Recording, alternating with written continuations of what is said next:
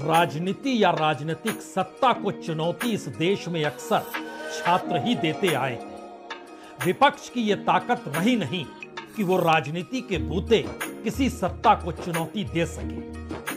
छात्रों के कंधे पर सवार होकर राजनेताओं ने गद्दी तो पाई, लेकिन छात्रों की जो भी समस्या और संकट रहे उसका समाधान कर पाने की स्थिति में कोई राजनीतिक सत्ता कभी आ नहीं पाई।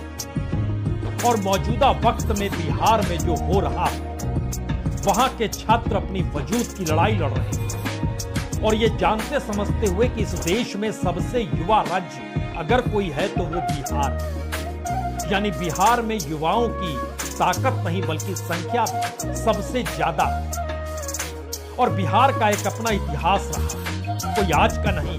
इस देश में आजादी के बाद पहली बार किसी छात्र आंदोलन ने देश के प्रधानमंत्री जवाहरलाल नेहरू को चुनौती दी थी तो वह पटना यूनिवर्सिटी के छात्र ही थे।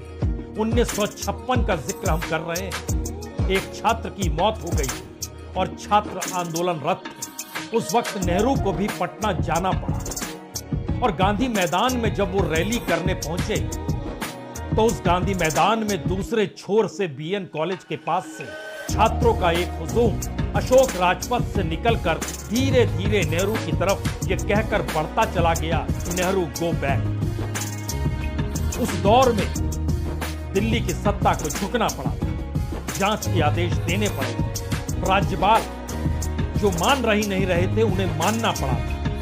स्थितियां विकट उस दौर में हुई थी और इस दौर में आंदोलन करने वाले जो छात्र थे उसके बाद इस देश की यूपीएससी की परीक्षा में वो टॉप किए थे।